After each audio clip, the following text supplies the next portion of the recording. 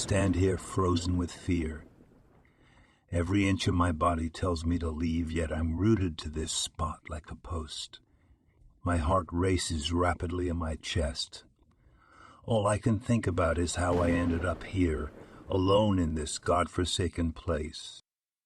I should have listened to my gut feeling and turned back when I saw how deserted this stretch of road was. But now, I'm stuck here, facing whatever horrors lay ahead. As I took my eyes off the darkness outside and focused once again on the dim bathroom lights above, I couldn't believe the words coming out of my mouth. How had things even gotten to this point? "Please," I muttered, not caring whether anyone could hear me. "Someone, please come." Still, nothing answered my call, so I closed my eyes tight. Too afraid to open them again and face reality, I sat down heavily against the locked door. This would now be my prison as well as my fortress, keeping out the unknown monsters lurking mere inches away. My mind raced, flashbacking to images of how I arrived at such a terrifying situation. Minutes ago, while driving, I spied that old abandoned convenience store within minutes and pulled quickly towards it, without thinking twice. Just then, something had clicked inside me, like an internal alarm going haywire. Reminding myself this kind of scenery wasn't unusual or a surprise in these parts. The surprise led to confidence. If somehow I tried hard enough, crossing fingers, hoping to God they still served food sometime since yesterday at least, then, yeah, surely anything was possible or possible today too. At the very least, toilets never run dry at any gas station, perhaps, or stores of any description whatever. As my hopes began running wild, my feet moved faster, spotting more rubbish bags than acceptable amount rotten leaves scattered everywhere they hit the eyeball instantly. The only other soul present was the hoodie-clad man sitting next it, withered even further under scrutiny, once I turned into the garbage-filled corridor which felt grimy and something worse. Thinking otherwise meant consciously inviting danger. So based upon the slender sense remaining of survival instinct, I pushed myself out further toward the tiny room, providing direct access into other amenities adjacent. A rancid scent cut nose interwrinkling, leading a path practically throughout the narrow patch-making intuition suspect otherwise regarding this aspect of their business, such as the hurried exit that ensued right then, but couldn't help paying attention to other odd details suffocatingly piled up. Between this unnecessary exposure, this entire space painted brutally unfavorable, thus far excluding the adjoining counter, which was perhaps deliberately installed looking cleaner elsewhere, so poorer customers wouldn't readily affordably splurge. In washing my hands, post-usage enduring torment, witnessing brandishing hand cleaners instead of soap squatters, humming whose water flow stopping, bothering less dancing back. North, when exit, noticed ugly, barely maintained tiles above directly because of spills from comparatively unhygienic sinks caused during menstruation in women degrading divulgence, having become coping mechanism, absolutely implying distasteful mismanagement, thus posited worries regarding bluntness I encountered elsewhere, each additional step leading everything and everyone. Existing inside madness has awakened one's ordinary world into a perpetually unrecognizable scene, thanks to its twisted inhabitants feeding. devouring desires best left hidden where no illumination may find. Keep your thoughts shielded, often displayed in actions bold by day. Scream your oppositions without reticence before night descends. Behold my statement. The tale within confirmation expressing irrefutable evidence that abides not life above ground, pays remotely resembles the real happenings beneath once light fleas, leaving fever, dream dwelling. The behavior adopted in moments describes those things you want normalcy denying once grasped, are truly colossal facts, both beautiful farce and forever competing, yet wish to believe otherwise, despite all signals received constantly. The pride we use twists truth inside self until you yourself serve last bit taking over space filled up to capacity called home, the magical world where appearance maintains stability, safety, harmony, balance ensuring visionary copies, the obscurity hiding in plain sight by sharp perception, metamorphosing shapes as both creatures communicate incessantly. Professing facts continuously prove indivisible correlation binding true fear. Yes, its presence still cannot surpass our chosen fantasy ignoring age. Obvious external observations do battle with inner mysterious connections, tempting us simply into staying quiet, rarely seeing daylight due to inherently inherited morality preventing us from opening holes as release valves leading draconian decisions.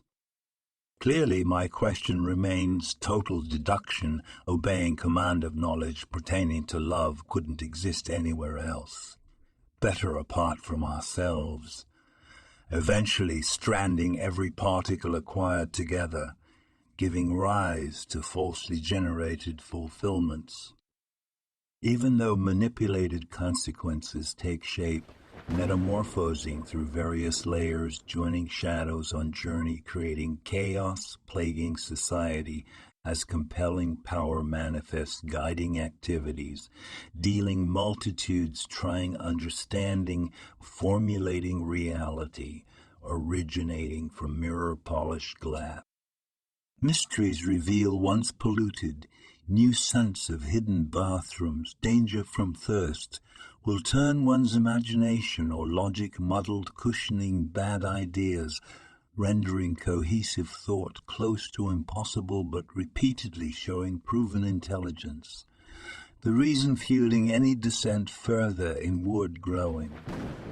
Dull that inexplicable flame, losing each insight, crumbling mental state, falling with it, comes vast consolation affirming sanity, remains intact even though replaced by momentary disarray, an offspring-infiltrated gene pool, undone by experience ballooning theories, amplifying worry stickiness, oozing. Hope dissipates, making an escape look lovely, therefore why not? An image popping occurs of another habitat somewhere similar minds unwillingly meet on emergency route detours, clouded by murk yet compatible. Strongest humans gather vulnerabilities, exposed petty cruelties, constricted as instantaneous whispers, travel around shrouded in redirection against common. Enemy marked in plain black. White, clearly sorted, regardless timeless travel partners, forming this band lack 3 of usual types instead, carrying supplies unlike anyone left walking upright in enclosure, providing prime nutrients never truly appreciated by those exiting surface, occasionally food, means evolutionary drive spurred, stunted psychologically bulbs, amplify suffering reminiscent of simple mathematics, yielding completion becoming synonymous with creation rather mythological paradigm, sharing common thread, All arrive seeing is believing, fostering gut knowledge sensory connection. Maligned long past recognition interpretations factoring collectively towards disaster, but nerves actually intuit who overlooks the inherent talent found emanating low tolerance. As I opened my eyes, I realized that I must have dozed off for a while. I shook my head, trying to clear the fog and regain my focus. Suddenly a loud noise from outside startled me, and I jumped up in fear. I pressed my ear against the bathroom door, listening intently. Was it an animal or something more sinister? As I stood there, my mind raced with possibilities. What if it was a wild animal, or worse, a dangerous person? I needed to find a way out of this place, and fast. But where would I go? The road outside was empty, and there were no signs of life for miles. I took a deep breath and tried to calm myself. I needed to think clearly and make a plan. I checked my pockets for my phone, but it was dead. I cursed under my breath, realizing that I had forgotten to charge it before leaving. I rummaged through my backpack, searching for anything that could help me. But all I had were a few granola bars, a water bottle, and a small pocket knife. It wasn't much, but it was better than nothing. Suddenly, another noise outside caught my attention, and I froze. This one sounded different, more deliberate. It was getting closer. I could feel my heart pounding in my chest, and my hands were shaking. I knew I had to make a move, or I would be trapped here forever. I picked up my backpack, shoved the granola bars and water bottle inside, and grabbed the pocket knife. It wasn't much, but it was all I had. I took a deep breath and slowly unlocked the bathroom door. As I stepped out, I saw something move out of the corner of my eye. I turned, holding the knife tightly, ready to defend myself, but what I saw made my blood run cold. It was a figure, tall and shadowy, with glowing eyes and sharp claws. I couldn't make out its features, but I knew it was not human. I wanted to run, to scream, but I was paralyzed with fear. The figure took a step towards me, and I could feel its breath on my face. I closed my eyes, waiting for the inevitable. But then something strange happened.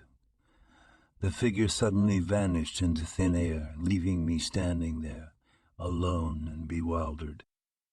I opened my eyes, searching for any sign of what had just happened, but there was nothing. I stood there for a moment, trying to process what had just occurred. Had it been a hallucination, or was it something else? I didn't know, and I didn't care. All I knew was that I needed to get out of there, and fast. I ran towards the exit, not looking back, and didn't stop until I reached my car.